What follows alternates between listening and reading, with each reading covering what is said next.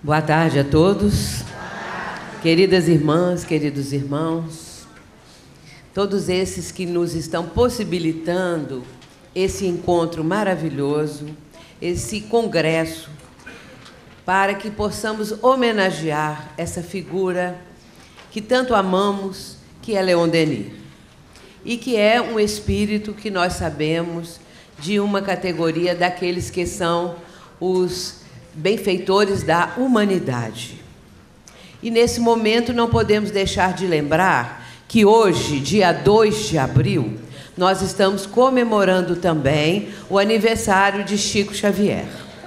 Então, é importante mencionarmos, porque tantas vezes mencionamos aqui, ouvindo os outros expositores a respeito de Emmanuel, e é bom lembrar que o médium está no nosso pensamento, na nossa gratidão. Quero também agradecer aos queridos companheiros que me antecederam, desde a nossa irmã que fez o biógrafo, a Luzia, não é? E depois fez a biografia, melhor dizendo, ao presidente do Centro Espírita Leon Denis.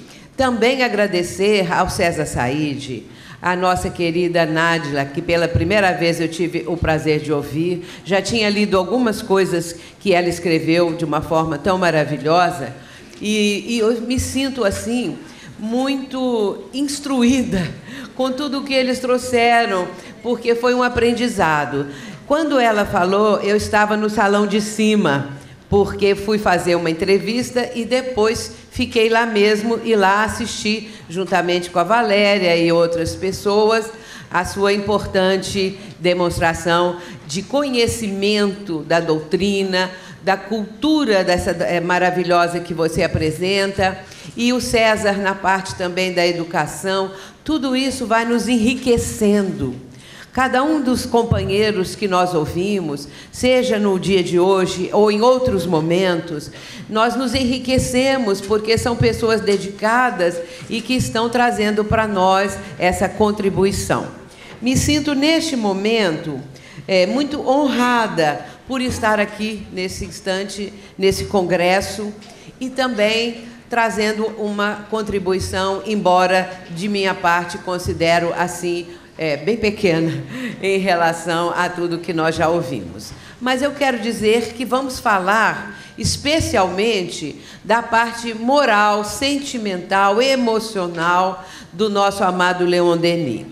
O livro que nos pediram que comentassem, esse que está sendo lançado, O Futuro do Espiritismo, é claro que traz importantes explicações do nosso mestre Denis a respeito de muitos aspectos que foram aqui mencionados, especialmente a Nádila, que falou do Bergson. Então, essa parte, eu preferi, na minha escolha do que eu deveria trazer, devido ao nosso tempo ser curto, não é? Porque a bagagem desse livro e de tudo mais que Leon Denis nos apresenta é de uma preciosidade, de uma luz tão grande, que nós temos vontade de nos deter em cada ponto, em cada frase, em cada pensamento. Nós vamos, e estamos aqui esse dia todo, pensando Leon Denis, pensando o pensamento dele, para que nós possamos, cada vez mais, introjetar tudo isso na nossa vida e conseguir projetar na nossa vida, na convivência, no nosso trabalho, no dia a dia, que isso que é muito importante.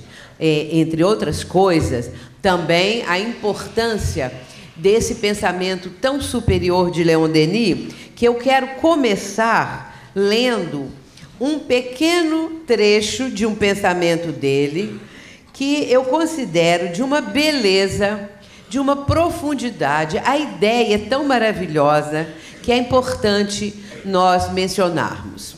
Eu quero dizer que eu tenho que falar sentada, vocês me desculpem. Então, é o seguinte, ele diz assim: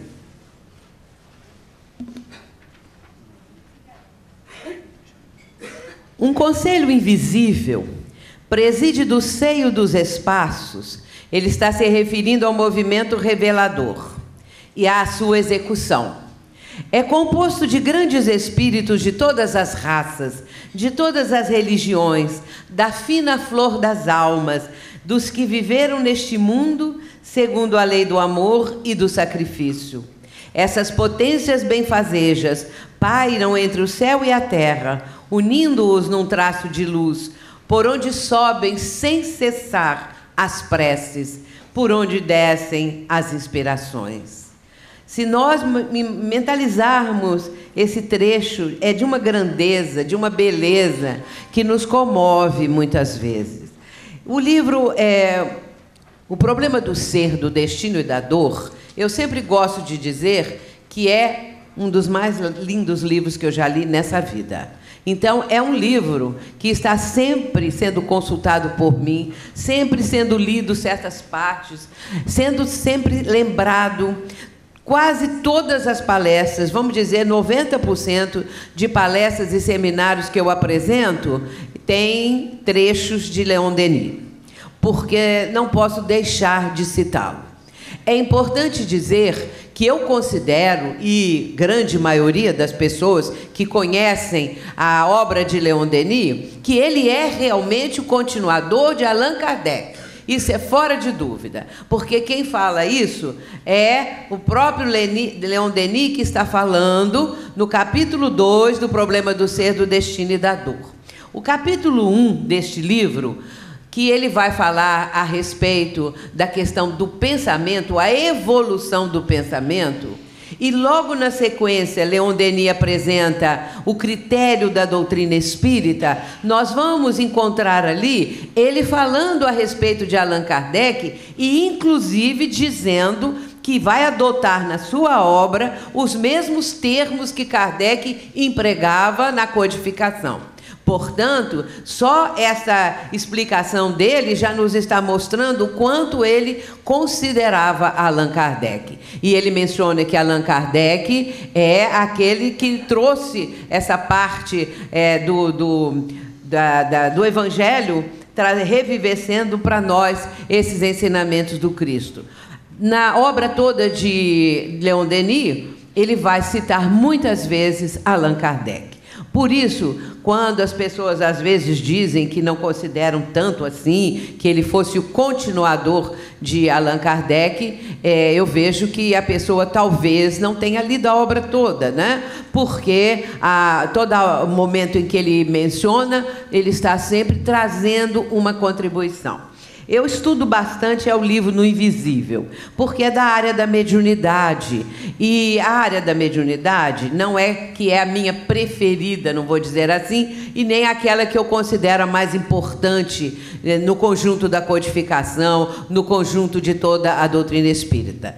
É uma delas, uma das partes importantes da doutrina.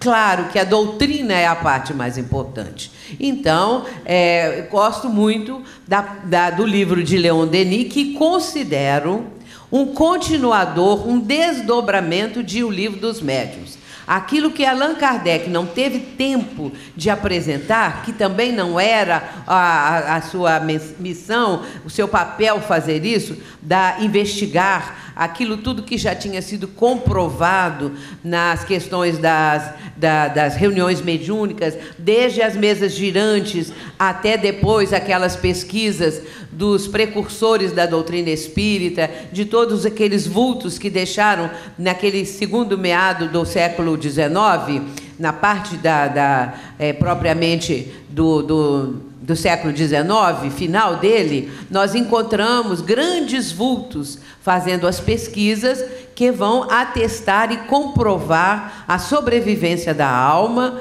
a comunicabilidade dos espíritos, enfim, todo esse conjunto de ensinamentos.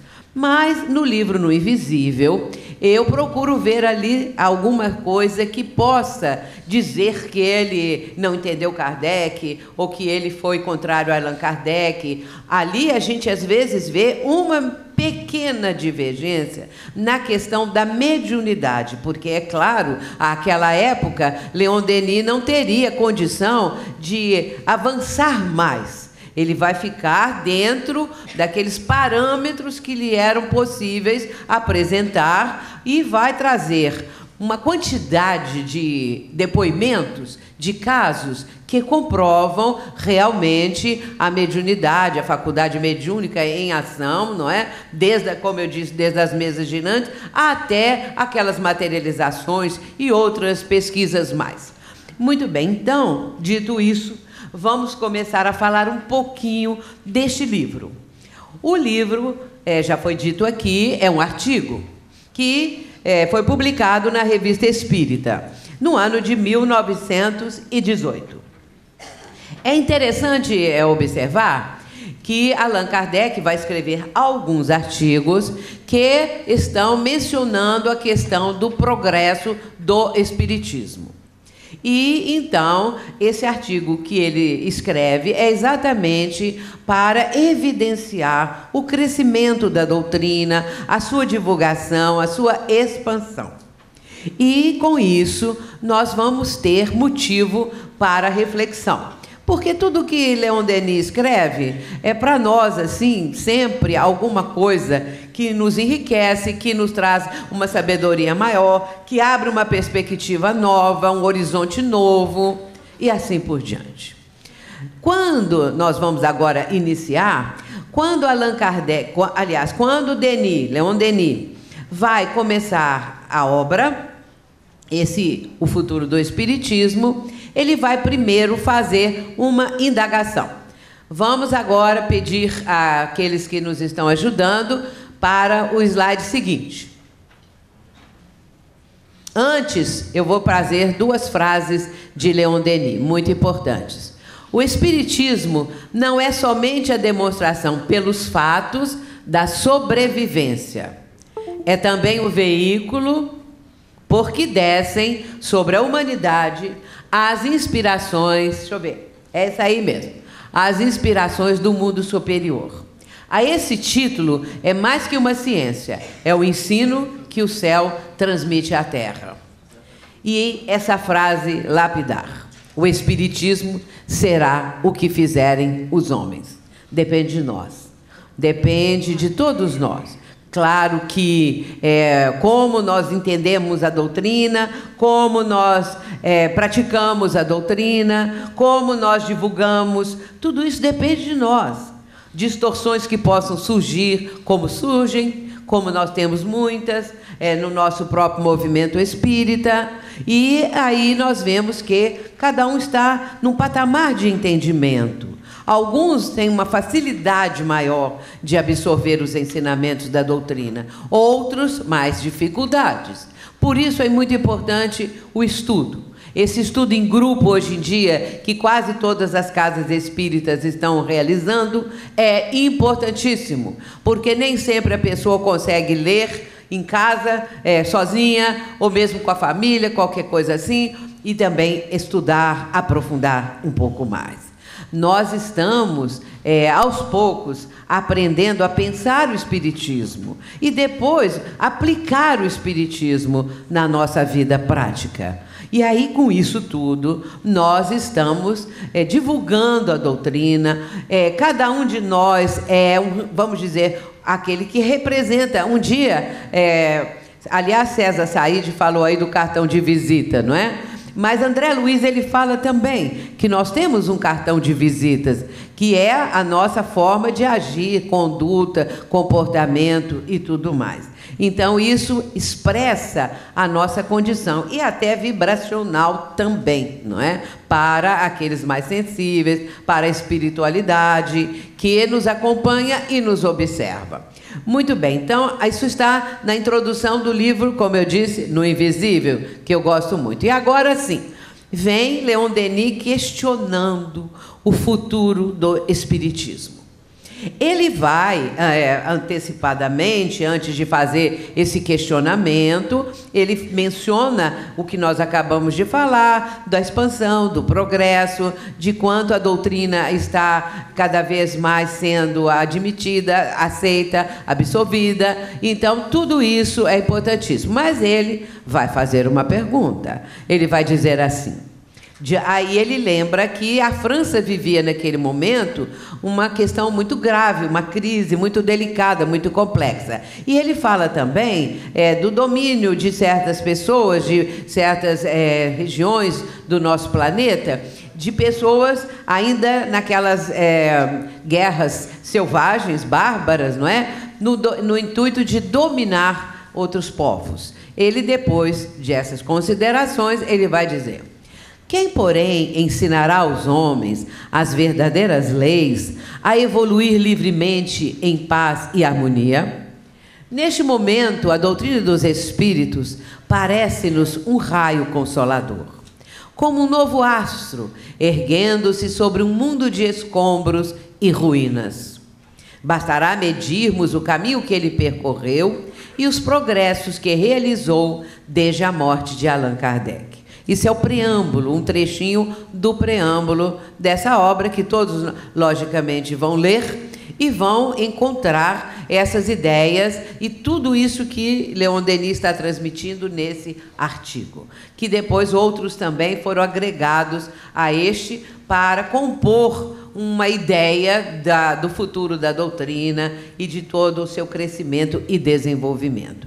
Muito bem, então vemos aqui que ele já estava dizendo, não é, que diante da crise, diante das dificuldades, diante da guerra, ele está vendo na doutrina espírita isso que realmente ele menciona, um consolador, um novo astro, uma luz, não é, se erguendo sobre os escombros, sobre as ruínas que o próprio ser humano, a própria humanidade, muitas vezes provoca e até mesmo realiza em relação às nações às quais pertencem, porque as ideias e também as guerras de tanto morticínio, de tanta selvageria, vão trazendo esses escombros, mas também escombros mentais, ruínas mentais, pensamentos tão ainda tormentosos e atormentados, que eles são como ruínas que estão prejudicando a vida das pessoas.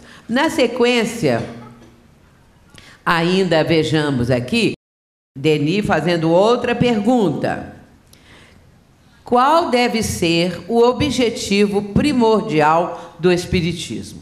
Já foi dito, já foi mencionado, muito bem pelo César, pela Nádia, já foi mencionado pela Luzia, que fez a biografia tão importante e maravilhosa do Denis. Qual deve ser, então, esse objetivo? Inicialmente, o de provocar, pesquisar e coordenar as provas experimentais de sobrevivência sob controle rigoroso e metódico. Ao se apoiar em bases sólidas, deve preparar e renovar a educação científica, racional e moral do homem em todos os meios. Quer dizer, então, que ele já nos está trazendo essa forma de entender a doutrina espírita e como deveria ser qual deveria ser esse objetivo primordial. Mas ele acrescenta, portanto, a ação do espiritismo deve exercer-se em todas as esferas, experimental, doutrinária, moral e social. Ele possui um elemento regenerador do qual se pode esperar tudo. O que ele está dizendo aqui é de uma importância fundamental. O que a gente pode esperar? Qual seria esse elemento regenerador do qual se pode esperar tudo? É claro que nós sabemos que o Espiritismo veio revivecer o Evangelho do Cristo. É o Consolador prometido por Jesus, o Espírito de verdade, que veria, então, apresentar tudo aquilo que o Mestre não teve tempo, não poderia, porque não era a hora de apresentar. E a doutrina espírita, com esse objetivo de revivecer os ensinamentos de Jesus, é um elemento regenerador, do qual se pode esperar tudo, realmente. Porque, meus irmãos, o que está faltando é Jesus. O que está faltando para a humanidade é o Mestre, É Jesus Cristo que está faltando, porque diante dessa crise que já foi até mencionada aqui também, e Emmanuel fala no livro dele, Pensamento e Vida, que a crise é que decide o futuro. Aliás, também, eu estou dizendo, mudei, não é, é no Fonte Viva que ele fala isso. A crise a crise é que define o futuro. Então, nós estamos vivendo um momento de crise muito grave no nosso país e mundial, porque não é só aqui no Brasil que nós estamos vivendo uma crise difícil. A crise é uma crise moral, é uma crise espiritual. O que está faltando para o ser humano? Amar a Deus sobre todas as coisas, ao próximo como a si mesmo, fora da caridade não há salvação. Esses conceitos todos que estão vindo do Mestre há 2000 anos e que a doutrina espírita está trazendo, contextualizando, digamos assim, a palavra do Mestre, para que ela possa se tornar mais acessível a muitas pessoas que não conseguem ainda penetrar mais profundamente naquilo que ele está dizendo, naqueles ensinamentos de uma ordem metafísica muito profunda, muito bela. Portanto, a doutrina tem a chave para interpretar essas passagens, enfim, o conjunto, que é o legado, não é, que Jesus deixou para a humanidade, o mais importante de todos. Por isso, esse elemento regenerador, do qual você pode esperar tudo, é exatamente o Evangelho através da doutrina espírita, à luz da doutrina espírita.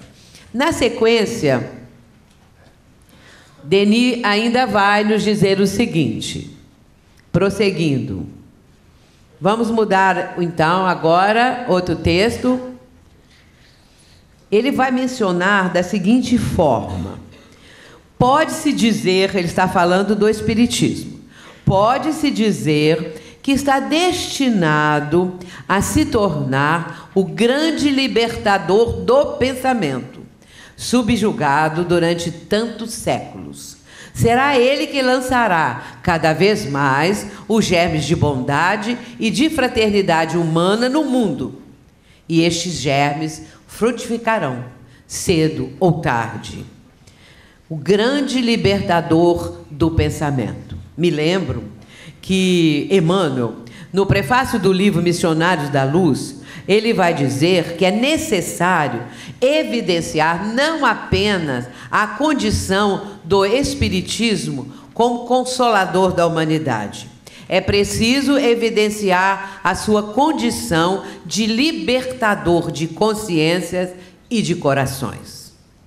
Porque a doutrina veio exatamente libertar esse pensamento ainda muito preso à Idade Média para trás, até Idade Antiga, Idade Média, vem vindo. E nos dias de hoje, nós não vemos nos dias de hoje as pessoas ainda agindo de uma forma que evidencia que estão com um pensamento muito bitolado, vamos dizer assim, muito preso a determinadas crenças, que não tem nada a ver com aquilo que Jesus ensinou. Não há uma expansão do pensamento. A Joana de Ângeles, ela tem dito que o Espiritismo veio propiciar uma construção nova do nosso pensamento. Nós mudamos muito à medida que nós conseguimos absorver os ensinamentos da doutrina, à medida que eles vão sendo introjetados no nosso mundo íntimo, nós vamos tendo novas construções mentais.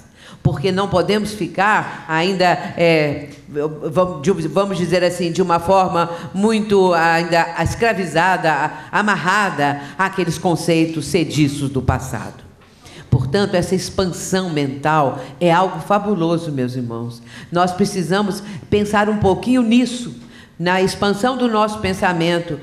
Antes do conhecimento da doutrina, como pensávamos nós?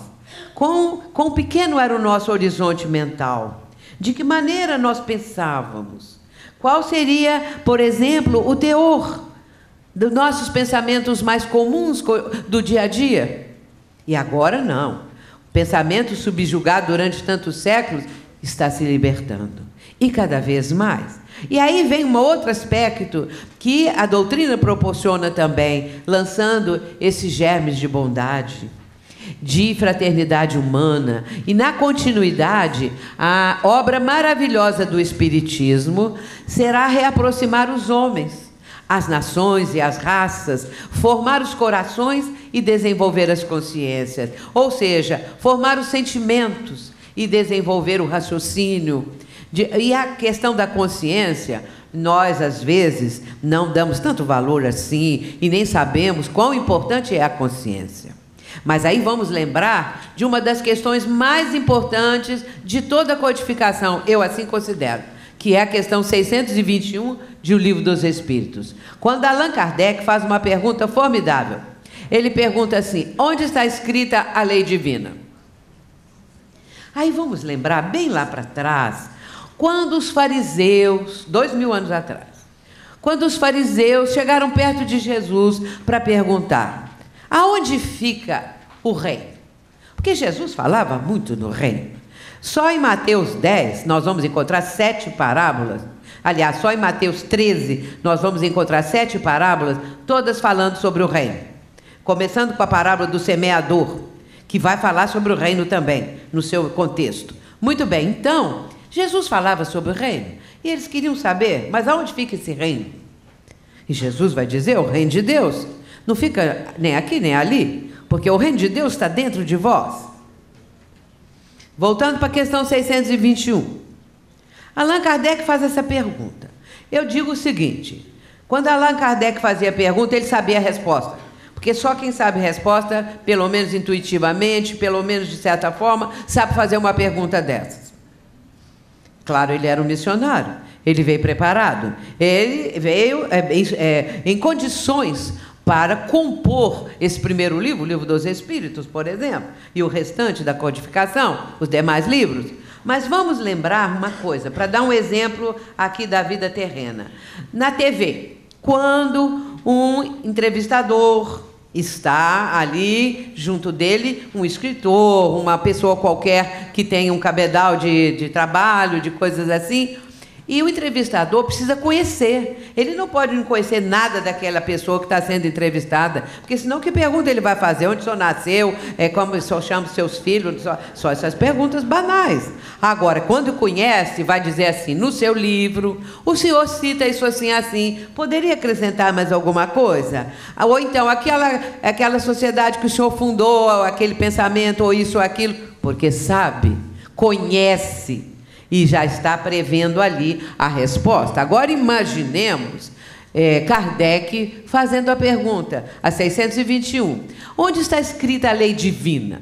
Ora, que ideia! É escrita a lei divina em algum lugar? Claro que a pergunta é muito bem formulada, porque os espíritos respondem sucintamente, na consciência. E, de repente, nós vamos ver que a consciência é o fulcro de tudo, do espírito. Então, aí lembramos agora de Emmanuel, Fonte Viva, capítulo 30, título da mensagem: Educa.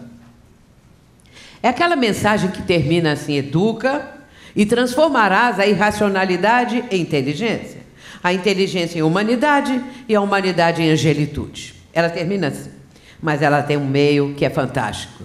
Porque, de repente, Emmanuel fala assim: o Espírito traz em si o gene da divindade. Porque somos filhos de Deus. Nossa genética, vamos dizer assim, vamos pensar nisso, nós trazemos em nós o gene da divindade. Mas aí, na frase seguinte, ele coloca assim: Deus está em nós, tanto quanto nós estamos em Deus. Isso não é pouca coisa não, meus irmãos, é muita coisa. Quando nós começamos a ter essa noção que a doutrina espírita nos proporciona, nós não vamos ser as mesmas pessoas, nós vamos mudar, porque a visão é muito ampla, o horizonte se torna infinito, porque nós temos anseios de infinito.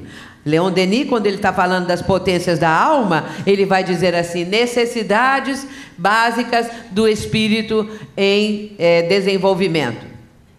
E aí ele coloca em primeiro lugar necessidade de infinito. Nós necessitamos do infinito, porque senão a nossa vida é muito estreita.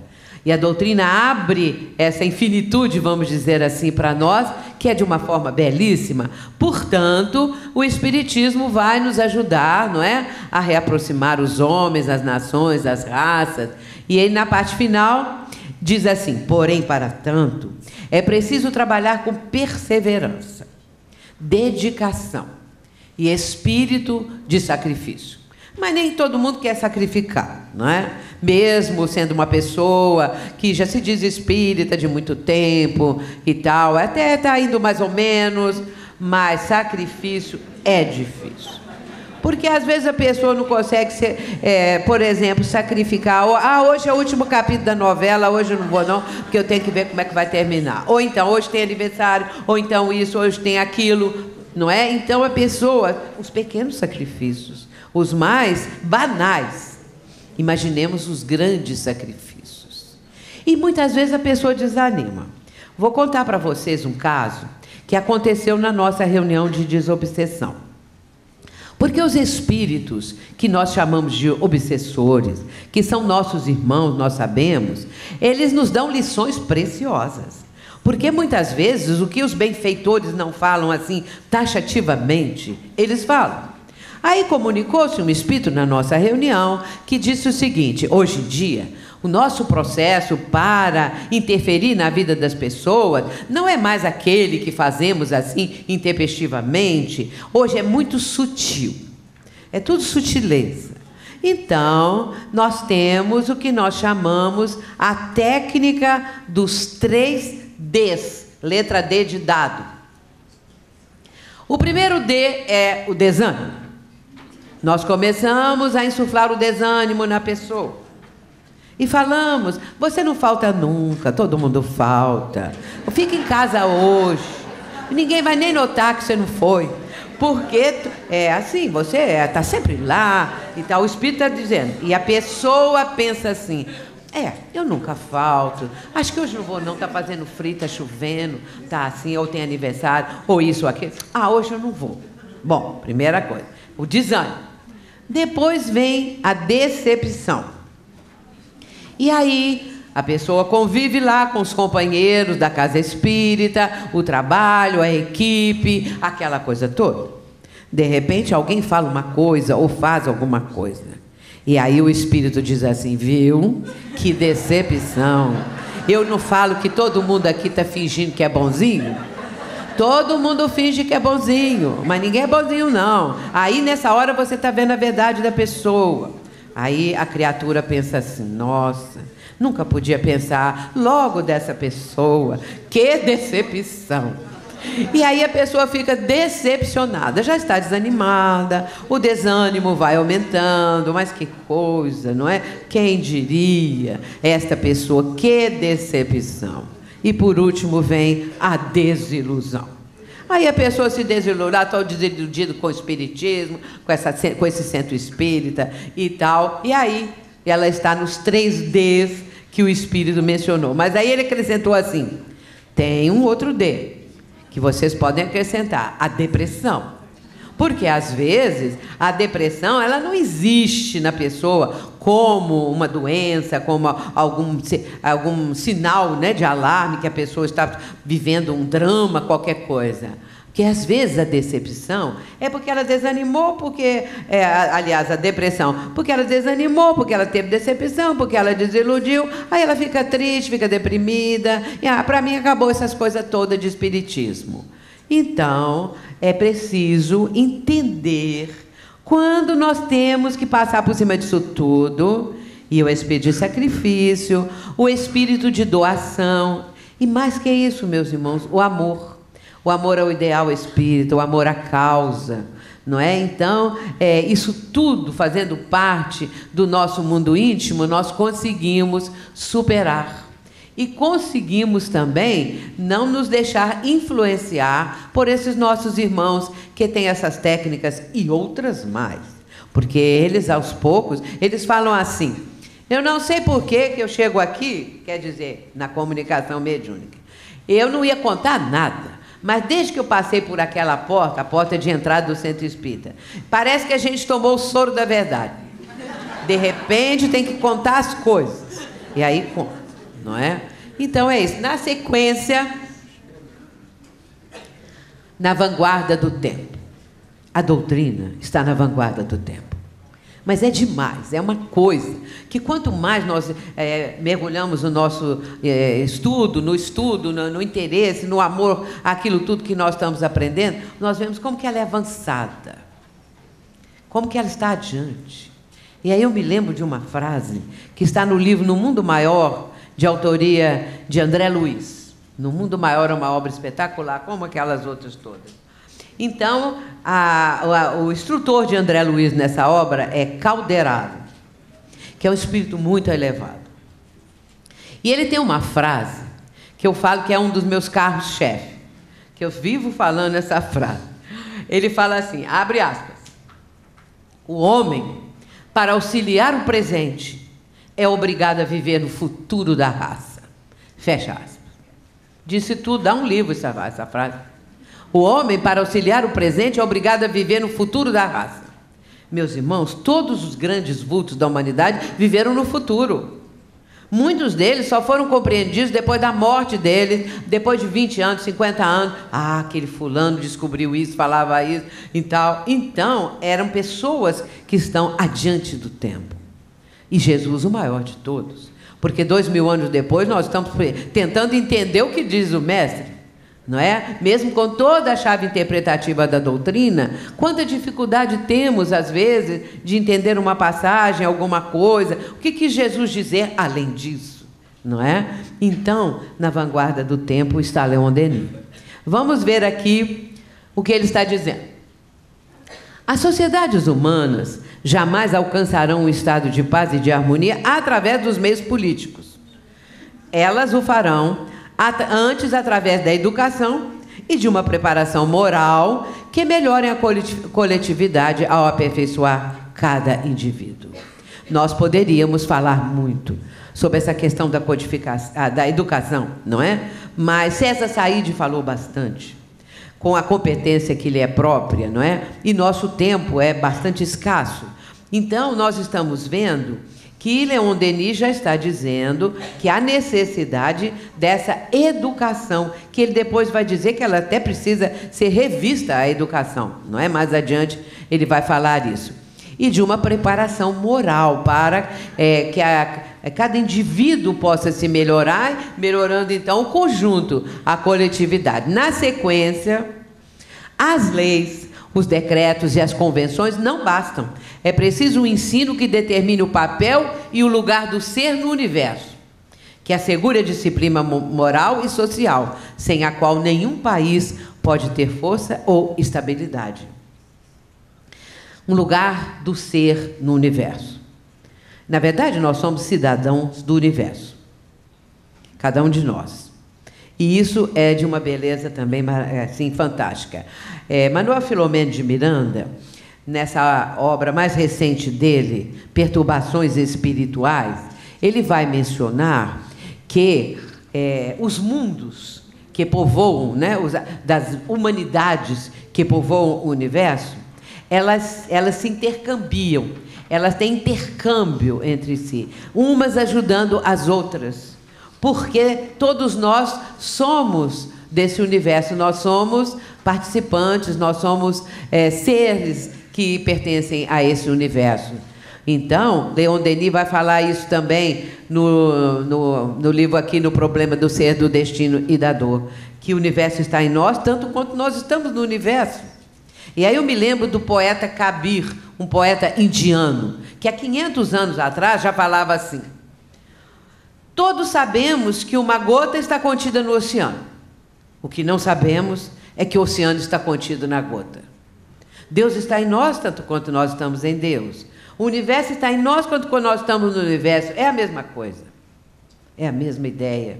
E aí nós vamos sentindo a importância desse conhecimento. A importância de nós termos noção da nossa posição no universo, de quem somos, do que estamos fazendo. Às vezes a pessoa fala assim: eu só estou anônima, Ninguém me conhece, mas tem muita gente que conhece. Todo o seu grupo de encarnados, onde a pessoa vive. Mas, acima de tudo, a espiritualidade. E, acima de tudo, Deus. Deus está em nós, tanto quanto nós estamos em Deus. Portanto, o mesmo acontece com a liberdade, que só é possível caso esteja aliada à sabedoria e à razão. Aquelas duas asas, né, que Emmanuel fala, né, a sabedoria e a razão, ou saber e o amor, que ele fala, trazendo em vez de aqui o raciocínio, o amor. Porém, é importante lembrar que o Espiritismo é a fé raciocinada.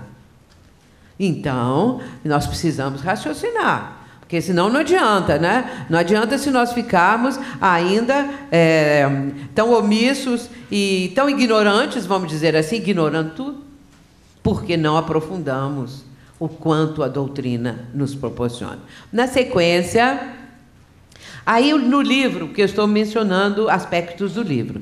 No livro, Leon Denis vai falar a respeito de regressão de memória, que foi, então, àquela época realizada. E aí Leon Denis vai se interessar muito. E ele vai dizer que a regressão de memória comprova a reencarnação. Porque ali no relato daquele que tem a regressão, que está fazendo, que está entrando no seu passado, é claro que vem as vidas sucessivas. Menciona, aí Leon Denis menciona a constatação das vidas sucessivas e individuais, destacando a lei de justiça e a lei de evolução. A lei de justiça. E aí vamos lembrar que quando Kardec, na questão que está lá no Livro dos Espíritos, a 648, quando vai falar a respeito das 10 leis, quando Kardec fala a 10ª lei, a lei de justiça, de amor e caridade, os Espíritos disseram, essa é a mais importante. Porque reúne todas as outras 9, não é? Então, a justiça. Quanto nós temos falta de justiça nos dias atuais, não é? E é uma pessoa que sofre uma injustiça, deve ser uma coisa terrível, realmente, não é? Na sequência aqui, a grande doutrina das vidas sucessivas da alma, asseveradas por todos os espíritos, em suas mensagens, constitui uma revelação. Realmente, uma revelação. Prosseguindo, há uma advertência muito importante, dentro desse contexto das vidas sucessivas, das lembranças do passado através das regressões, em que ele vai dizer o seguinte: não concluir que todos os enfermos sejam criminosos do passado. Espíritos bons escolhem vidas difíceis e dolorosas. É muito importante isso. Porque, às vezes, a gente vê uma criança, vê uma pessoa com sérias limitações. Ah, foi um suicida. Ah, foi um criminoso. Ah, foi um nazista. Foi isso. Pelo amor de Deus, não vamos falar disso. Eu sempre tive essa ideia. Devemos dizer que ali pode estar um espírito em processo de evolução. Trazendo uma mensagem para os seus pais, para a sua família, um ensinamento. É muito importante isso, não é? Então, espíritos bons escolhem vidas difíceis para dar um salto de qualidade, para caminhar mais na jornada evolutiva. Acima de tudo, a vida é um meio de educação e evolução. E é isso aí, meus irmãos. Vamos ter cuidado para não falar que todo mundo é criminoso, porque é isso, porque é aquilo. Inclusive, a família fica revoltada se falar, meu filho, estão falando que ele foi um criminoso, que ele fez isso, que fez aquilo. Então, nós temos que ter essa delicadeza, não é? De não ficarmos assim, peremptoriamente, a dizer esse tipo de coisa. Seguindo, correndo um pouquinho, viu? Por constituir a forma e a expressão do mundo invisível, o Espiritismo representa a mais venerável dentre todas as tradições filosóficas e religiosas. A verdade mais antiga, olha o que ele está dizendo, a verdade mais antiga, mas também a mais moderna. É a verdade mais antiga, dita de uma forma moderna, ou compreendida assim, dessa forma, não é? Nos tempos atuais. Ele, o Espiritismo, é o manancial que originou todas as religiões, a fonte em que elas devem se revigorar e se regenerar nas horas de decadência e onde devem buscar uma nova vida. Eu ouvi a Nádia falando da decadência, não foi? falando também dessa parte, mostrando também a importância, não é, de entendermos o Espiritismo como um manancial. No livro O Evangelho segundo o Espiritismo, na primeira parte da introdução, Allan Kardec vai dizer: a fonte da doutrina espírita não está na Terra. E é mesmo. É tão bonito isso, eu escrevi até um artigo sobre isso. A fonte da doutrina espírita não está na Terra, ela veio do mundo espiritual. É o livro dos Espíritos, a doutrina dos Espíritos, porque eles trouxeram para nós, não é? Aquela promessa do Cristo mais tarde: eu vos enviarei outro Consolador, o Espírito de verdade que ficará para sempre convosco. Então, é esse Consolador que veio mudar essa condição. Nós somos poucos, às vezes podemos pensar assim: ah, mas nós somos tão poucos, nós não fazemos assim, nenhuma pressão, nada. Não... Bom, mas aí nós temos que entender que a doutrina é muito avançada. Vamos dizer para esses nossos irmãos que lotam os templos que o inferno não existe? Vamos falar para ele? Se eu ouvir um deles dizendo assim, um dos condutores daquele lá, dizendo assim, que quando uma alma vai para o inferno, ela leva 1 milhão de anos caindo, ainda não chegou no fundo. Ele teve assim, a ousadia de dizer que 100 milhões de anos depois não caiu ainda no fundo. E depois, para que eu ficasse mais estarrecida, ele disse assim: 1 trilhão de anos depois não chegou no fundo. Coitada da criatura, ainda não chegou no fundo, não sabemos quando. Você talvez ainda está caindo até hoje, né? Porque o tempo passou e a pobrezinha da alma está caindo. Agora um monte de alma está caindo junto com ela, porque é uma quantidade de gente que vai tudo para o inferno, inclusive os espíritas, né? Porque nós conversamos com os mortos, e isso é um grande pecado. Então vamos ter muito cuidado. Em seguida, então, a doutrina trata-se do socorro do céu para a terra, do processo pelo qual o pensamento e a ciência encaminham-se para uma síntese, olha que beleza, que repousará sobre a base dos fatos mediúnicos. Ele representa os píncaros da evolução, o seu coroamento, e o seu ensino refletirá tudo o que perfaz a beleza eterna da alma e do mundo. Isso está nesse livro que está sendo lançado hoje. E aí a gente vê Leon Denis. Foi dito aqui a respeito de Memórias de um Suicida. Claro que nós sabemos que aquela obra de autoria de Camilo Cândido Botelho, que usou esse pseudônimo, mas na verdade é Camilo Castelo Branco, teve Leon Denis depois a ajustar aquilo tudo, que a obra ficou psicografada durante mais de 20 anos.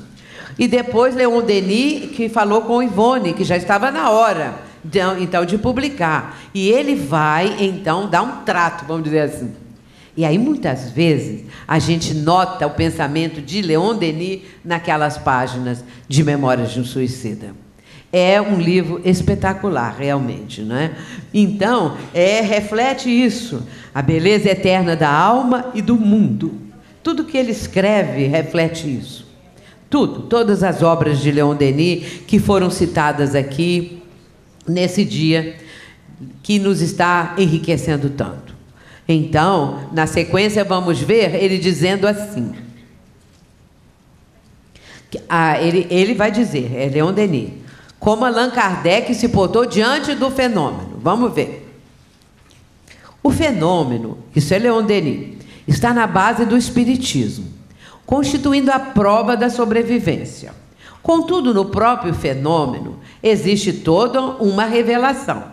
No espiritismo, o fenômeno, desde que seja de ordem um pouquinho elevada, não ocorre sem ensinamento, sem algum ensinamento. E aí ele fala: instruir, consolar, nos iniciar às grandes leis do além, cujo conhecimento se faz necessário principalmente nos tempos de prova. Ele está argumentando. E aí, a frase final, ele diz assim: foi isso que Allan Kardec compreendeu e sentiu. Olha que interessante, ele analisando, não é? O quanto Kardec entendeu, compreendeu, estava ali expandindo, não é? Aquele ensinamento por parte daquele instante em que está trazendo o livro dos Espíritos, o Evangelho, o livro, enfim, toda a codificação. Mas ali ele está mostrando, né, no fenômeno, mesmo que seja um pouco de ordem um pouco elevada, tem sempre um ensinamento, claro. Sempre alguma coisa para consolar, para instruir, para ajudar. E aí ele entende que Allan Kardec compreendeu tudo isso e sentiu. Achei tão bonito que Leon Denis tivesse mencionado desse jeito, não é? Por isso é que eu digo que ele é realmente o grande continuador de Allan Kardec. Quando o espírito de verdade, vamos voltar um pouquinho lá 2000 anos atrás.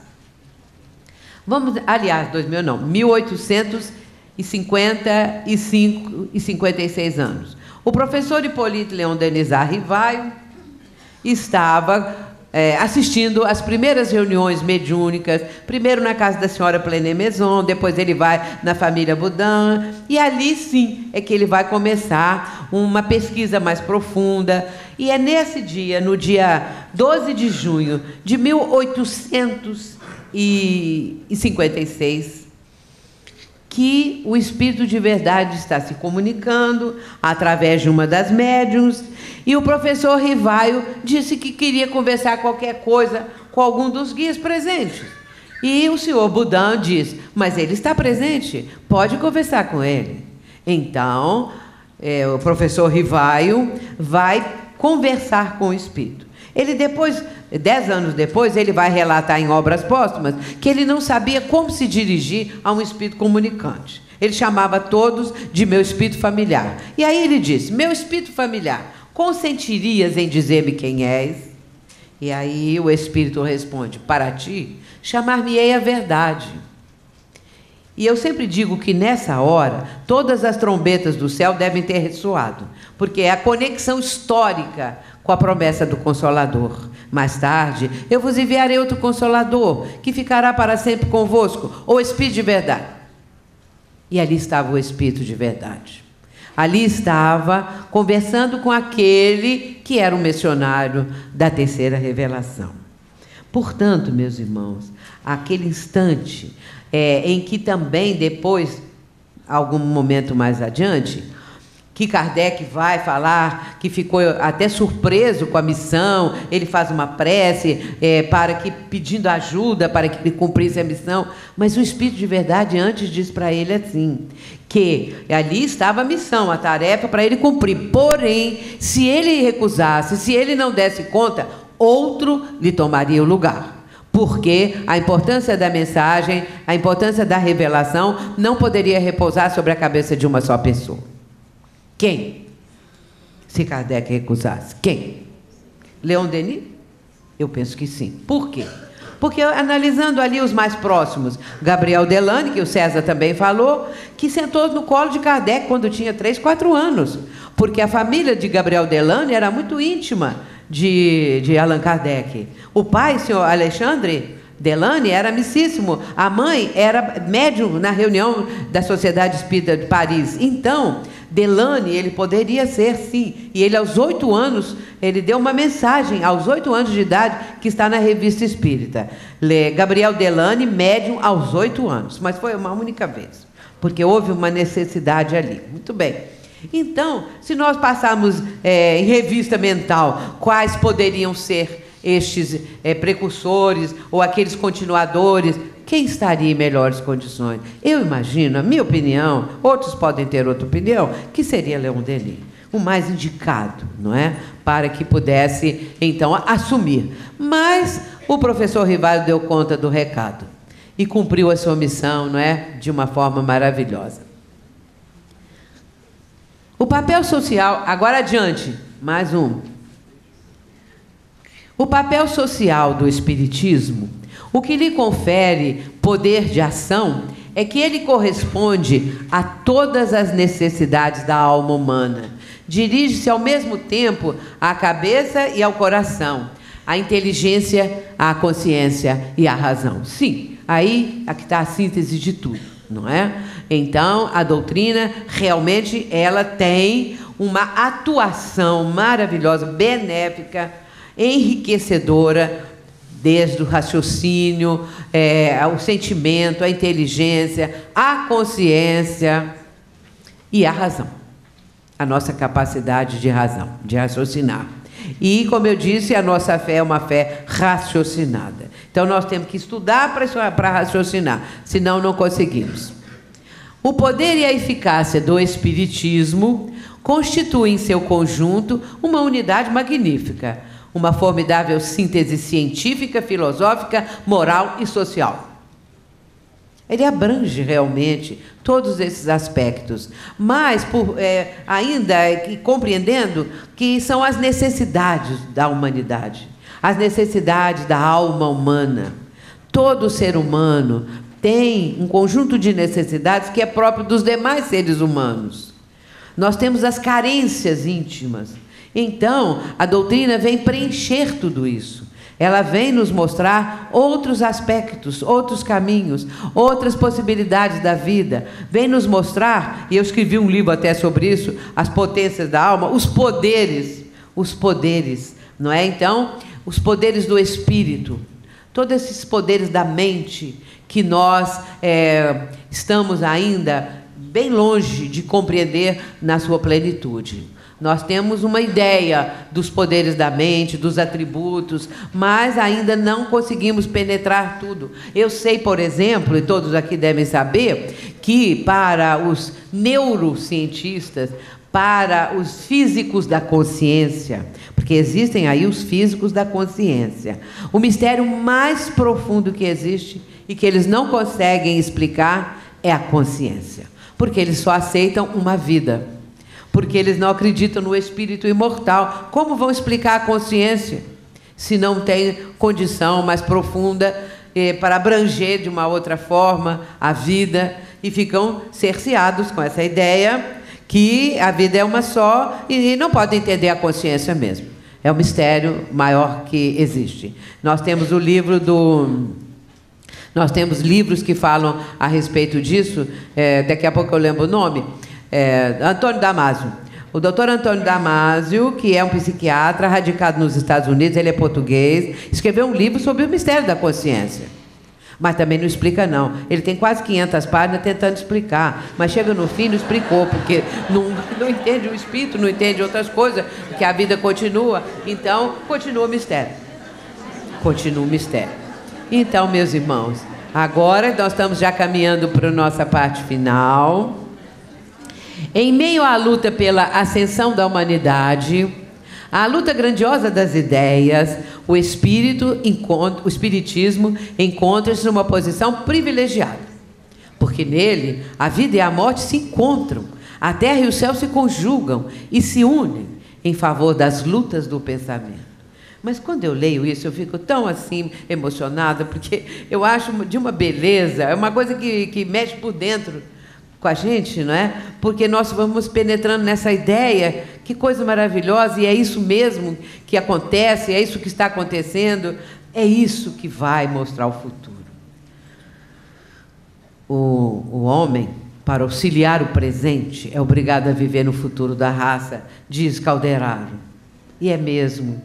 Nós estamos vivendo, meus irmãos, o futuro da raça, nós, o espiritismo, e nós também. Nós vivemos no futuro da raça, porque não é agora que nós vamos conseguir realizar quaisquer coisas que sejam capazes de mudar, vamos dizer assim, satisfatoriamente as condições do ser humano. Então, nós estamos preparando o futuro. Somos poucos, mas vamos ser unidos. Como diz o doutor Bezerra de Menezes, separados nós somos ponto de vista. Só ponto de vista. Nós temos que nos unir para sermos um bloco, não é? Para sermos um conjunto de irmãos. Tal como Jesus disse, os meus discípulos serão conhecidos por muito se amarem, capítulo 13, versículo 33, lá do Evangelho, capítulo 13 de João. Agora, não podemos deixar de colocar a pergunta de Kardec. O espiritismo se tornará crença comum? Certamente. Ele se tornará crença comum e marcará uma nova era, na história da humanidade, porque está na natureza e chegou o tempo em que ocupará lugar entre os conhecimentos humanos. Muito bem, aí acrescenta: sua marcha, porém, será mais rápida do que do cristianismo, porque é ele próprio que lhe abre o caminho e lhe serve de apoio. O cristianismo tinha que destruir, o espiritismo só tem que edificar. É a questão 798 de O Livro dos Espíritos. Então, ele nos está trazendo essa noção, porque nós vamos chegar na pergunta de Kardec, na pergunta de Leon Denis: o futuro do espiritismo, qual será? Não é? Então, nós vamos chegar. Na sequência, em obras póstumas, o que está aqui agora, nessa mensagem de 15 de abril de 1860, nessa mensagem aqui, nós vamos ver que está bem dentro de tudo o que nós estamos falando. O espiritismo é chamado a desempenhar imenso papel na Terra. Reformará a legislação ainda tão contrária às leis divinas. Retificará os erros da história. Restaurará a religião do Cristo. Não é isso tudo que nós estamos falando? Instituirá a verdadeira religião, a religião natural, a que parte do coração e vai diretamente a Deus. Extinguirá o ateísmo e o materialismo. É uma mensagem do nome, é um senhor que recebe essa mensagem e um médium. Porque muitas vezes as mensagens de maior número eram das médiuns, né, da codificação. Mas algumas delas são também de médiuns que traziam essa contribuição. Nós estamos vendo aqui que ele vai reformar essa legislação que nós temos. Às vezes se diz assim que até que as leis não são muito ruins, não, só que ninguém cumpre, né? É que não cumpre a lei. Então, não adianta ela ser bem apresentada, bem concatenada, bem imaginada. Retificará os erros da história. Nós sabemos, por exemplo, no livro Paulo Estevão, quanta coisa Emmanuel está trazendo ali. Quanta coisa ele está apresentando, acrescentando, corrigindo. E assim por diante, não é? Caminho da luz e vai por aí. E vai instituir a verdadeira religião, a religião natural, e vai extinguir o ateísmo e o materialismo. Então, essas contribuições que nós estamos trazendo vêm afirmar, reafirmar toda a obra, especialmente esse artigo de Leon Denis, que nós estamos enfocando neste momento. E agora, nós vamos responder a pergunta. Quem responde é Leon Denis, não é? A religião do futuro, o espiritismo será a religião do futuro ou o futuro das religiões? Ele diz. E no livro também, viu, gente? Ele é antes o futuro da religião. Ele é, ao mesmo tempo, uma ciência positiva, uma filosofia moral, uma filosofia social. A todos esses títulos, ele responde admiravelmente às exigências do pensamento moderno, às necessidades do coração humano, às aspirações elevadas da alma. Então, nós vemos que realmente ele responde a isso tudo. E avança mais, explica mais, acresce, aprofunda, desdobra, aumenta, expande e vai por aí afora. Os progressos do futuro confirmarão cada dia mais seus ensinos e sua doutrina. Nós podemos afirmar, portanto, que o Espiritismo é o credo futuro da humanidade. Então, nós vemos, meus irmãos, que o futuro da religião é o Espiritismo e nós estamos diante disso. Nesse momento, nós estamos trabalhando para que isso aconteça. Nesse momento, nós estamos pensando o Espiritismo. Pensando Allan Kardec, Leon Denis, porque todo o nosso pensamento, toda a nossa mente está voltada nesse instante, nesse dia todo, não é? Para esse objetivo, para esse ideal maior, porque nós queremos trabalhar para a implantação realmente desse ideal, para que nós possamos ajudar esse futuro da humanidade, um mundo de regeneração, que está sendo, vamos dizer, gestado. Há uma gestação desse mundo de regeneração. E vamos lembrar que o próprio Mestre vai falar lá no Sermão do Monte: bem-aventurados os mansos, os pacíficos, porque eles herdarão a terra. O mundo regenerado é um mundo de uma vibração mais elevada. Então, nós sabemos que a psicosfera do nosso planeta é muito densa, é muito sombria, porque é o conjunto de pensamentos da humanidade. E como a maioria está com pensamentos desequilibrados, pensamentos ainda muito voltados para as coisas negativas, esse conjunto vai se somando. Emmanuel vai falar isso no livro Roteiro, são livros preciosíssimos, o Roteiro e o Pensamento e Vida são 2 livros fantásticos. Então, ele vai dizer que nós estamos mergulhados no roteiro, nós estamos mergulhados num grande oceano de pensamentos e que de modo imperceptível ingerimos pensamentos. Quem podia imaginar isso? Porque todo mundo pensando. 7 bilhões, vamos dizer em números redondos, 7 bilhões de pessoas pensando encarnados. Fora os desencarnados, que são espíritos ligados à Terra, ligados ao nosso planeta. Todo mundo pensando, não é? A não ser aqueles que têm algum bloqueio, alguma coisa. Mas é momentâneo, porque todo mundo está pensando, todo mundo está criando formas, pensamentos.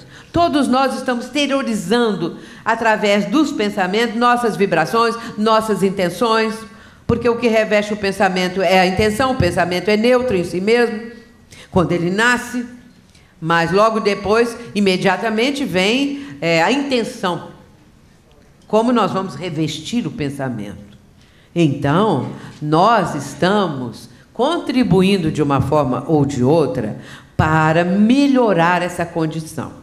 Aqueles que já estão num patamar vibratório mais elevado, porque são pessoas de bem, dignas, que trabalham em favor do próximo, porque é uma minoria, porque nós pensamos às vezes que o mal prepondera. Questão 932 do Livro dos Espíritos. O mal prepondera? Não. Kardec vai fazer a pergunta e os espíritos vão responder que não. Mas que, aparentemente, sim. Por quê? Os bons são tímidos, ele usa a expressão, e o mal faz alarde.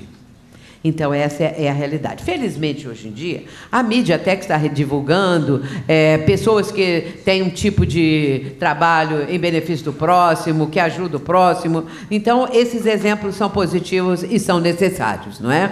Então, meus irmãos, à medida que isso vai aumentando, esses que pensam numa vibração melhor, muito mais vai sendo a possibilidade da transição, porque ela demora, não vai ser assim já de repente. Talvez ali o nosso querido André Trigueiro, eu não sei se ele vai falar nisso, mas eu já ouvi palestras dele que ele fala a respeito dessa densidade da nossa psicosfera e essas coisas todas maravilhosas que ele diz também. Então, à medida que isso vai melhorando, aqueles outros ainda ligados ao mal, à perversidade, esses vão para um mundo inferior. É castigo divino.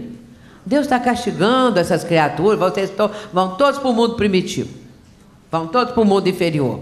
Não, não é um castigo, é uma questão de padrão vibratório. Esses estão no padrão vibratório do mundo primitivo e são atraídos por um mundo cujo estado vibracional é o mesmo deles. E aí nós temos o exemplo de Capela e tudo mais, porque os livros de Manuel Filomeno estão falando nisso. Mas eu quero dizer, então, encerrando, não é que o trabalho que, por exemplo, o Centro Espírita Leon Denis e tantas casas espíritas espalhadas pelo Brasil, os grupos que estão no exterior, quantos brasileiros estão lá fazendo um trabalho que é um esforço, um sacrifício muito grande para implantar aqueles grupos mediúnicos, grupos onde há a evangelização, onde há a divulgação da doutrina, é feito com muito sacrifício. E aí está Divaldo Pereira Franco, que vai até nos 5 continentes, não é? Visitando, inaugurando grupos e agora visitando os grupos. Ele me disse há poucos dias que ele vai agora, pela última vez naquela jornada da Europa, ficar 40 dias. Com 90 anos. Ele vai depois que ele fizer os 90 anos. Então, bem jovenzinho, ele vai cumprir a última etapa dele na Europa. Então, meus irmãos, esses exemplos, e eu citei Chico Xavier, que hoje nós estamos comemorando essa data também do nosso querido Chico. em agradecimento a esses espíritos que vieram como missionários do bem, do amor e da paz. Agradecendo a todos vocês aqui presentes, os que estão no andar de cima lá nos assistindo, agradecendo a Rádio Rio de Janeiro, que fez tantas entrevistas, que está transmitindo através do Facebook, agradecendo tudo isso e a oportunidade que o Centro Espírita Leon Denis nos oferece para que nós nos aproximemos mais uns dos outros e também ao pensamento incomensurável deste querido nosso, desse amado Leon Denis. Que Jesus nos abençoe, meus irmãos. Muita paz. E aqui, só para encerrar, o que Jesus está dizendo, que eu falei: se me amais, guardai os meus mandamentos. E eu rogarei ao Pai, e Ele vos enviará outro Consolador, a fim de que fique eternamente convosco. O Espírito de verdade, que o mundo não pode receber, porque não o vê, absolutamente não o conhece. Mas quanto a vós, conhecê-lo-ei, porque ficará convosco e estará em vós. Porém, o Consolador, que meu Pai enviará em meu nome, vos ensinará todas as coisas e vos fará recordar tudo o que eu vos tenho dito. E aqui o nosso Leon Denis, tão bonito, tão elegante e tão sábio. Que Jesus nos abençoe. Muita paz, muito obrigada.